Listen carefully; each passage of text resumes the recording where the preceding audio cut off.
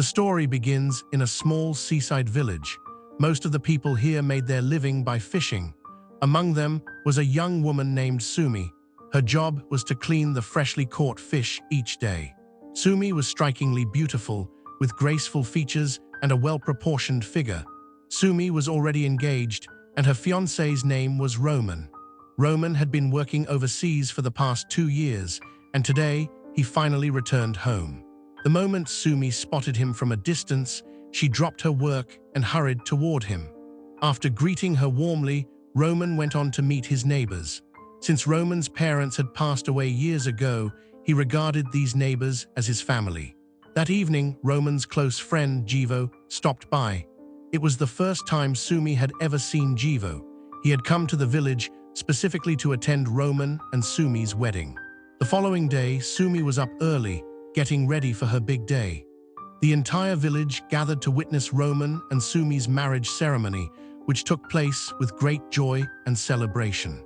That night, Sumi entered Roman's room after freshening up, eager to spend time with her new husband. However, Roman had fallen asleep after drinking heavily at the reception. When she tried to wake him, he became sick and quickly passed out again. Exhausted and slightly upset, Sumi quietly cleaned herself and her clothes.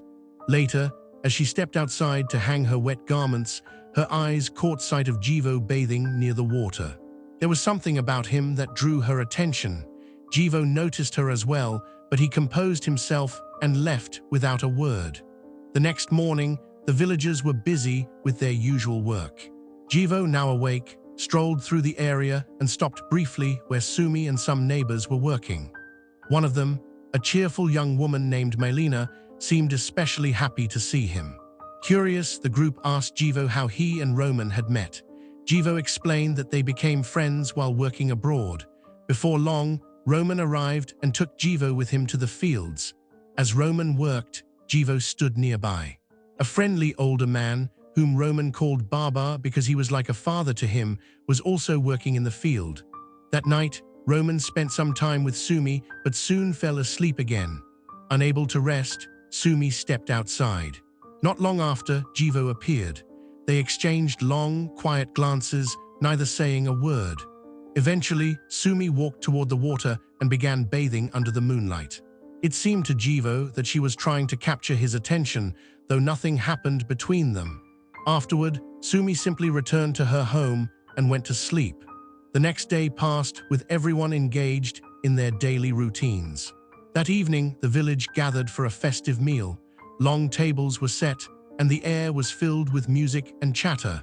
There was also a fair amount of drinking, something Roman enjoyed. As the celebration went on, Melina began dancing playfully with Jivo. Noticing this, Sumi decided to join in, stepping up onto the table and dancing herself. Roman, now heavily intoxicated, eventually needed help, so Melina and her mother guided him to sit and recover. When Sumi saw Melina tending to Roman, her temper flared. She confronted Melina, and the exchange quickly grew heated. In her frustration, Sumi removed her heels and struck Melina before storming off to bed. It was clear Sumi's anger had been building ever since Melina had danced with Jivo earlier in the night. The next morning, Jivo prepared to leave the village, as he had only planned to stay for a few days. Melina told him to visit again soon. Jivo bid farewell to Roman and the others before departing. Several days later, Sumi and Roman were working outside their home. At one point, Sumi glanced at Roman and felt a spark of affection, moving closer to him. Roman, however, was focused on his task and gently stopped her, saying it wasn't the right moment. Feeling brushed aside, Sumi grew annoyed and walked back into the house. One evening, Sumi was working quietly at home when Roman walked in, trying to charm her while offering a heartfelt apology. But this time, Sumi wasn't ready to hear him out. She pushed him away, slapped him a few times in frustration, and headed straight to her room. Deep down, Sumi's heart now belonged to Jivo. She would often spend her days thinking about him, sometimes even breaking down in tears. A few days later, Jivo returned to the village, claiming he was there for some work. He privately told Roman that the police were after them, which was why he had left the city to hide. Roman grew tense hearing this. Sumi, hidden nearby, overheard their entire conversation and began piecing things together in her mind. Later that night, Sumi went to the river to bathe. From a distance, Jivo spotted her and watched quietly. When she was about to leave, he stepped forward and confessed, "I've fallen in love with you." Just then, Roman's father happened to see them together. Jivo wished to spend more time with Sumi, but she politely made an excuse, saying she was tired, and walked away. The next morning, as Jivo and Roman sat drinking, the police suddenly arrived in the village. Alarmed, both men quickly hid behind the trees. The officers approached Baba, asking about Roman's whereabouts. As always, Baba protected Roman, guiding him to slip away to another village. That night, Roman drank heavily, and Baba decided to escort him home. Meanwhile, Sumi was out looking for Roman when she ran into Jivo. Without warning, he leaned in to kiss her.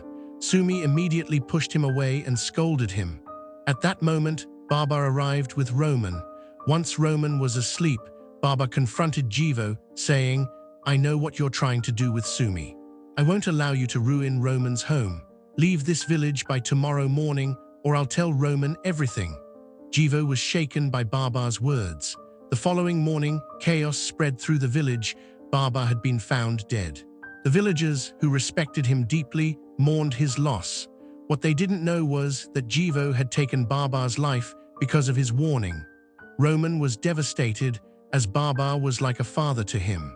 That night, after Roman fell asleep, Sumi spoke with Jivo. She hinted that if he told her the truth about the police, she might be willing to get closer to him. Tempted, Jivo began his confession.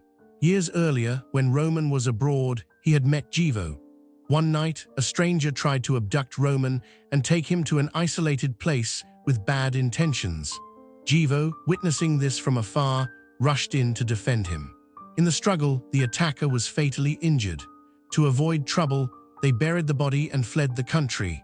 But later, law enforcement from that foreign country contacted local authorities, and both Roman and Jivo became wanted. That's why they were hiding now. Hearing how Jivo had once saved Roman, Sumi felt grateful and began a secret relationship with him. Whenever they could, they would meet in private. One day, while the two were together in the fields, Roman caught them. A heated fight broke out between the friends, ending with Jivo fatally injuring Roman. While Jivo panicked over what happened, Sumi appeared oddly relieved. Together, they disposed of Roman's body in the sea. Back at home, Jivo went to wash up, leaving his phone unattended. Curious, Sumi checked it and found messages from another woman. Her heart sank. Jivo was married and involved with several other women. Feeling betrayed, Sumi decided to take matters into her own hands. The next morning, she caught a highly poisonous fish from the sea, dangerous enough to kill. She cooked it and served it to Jivo. After eating it, he collapsed in pain and passed away. Sumi had avenged his betrayal. Still, her rage lingered. In a moment of disturbed anger, she damaged Jivo's body before walking away from the house. With nothing left in her life, she felt completely broken. In the end, the police caught Sumi, bringing this dark chapter to a close.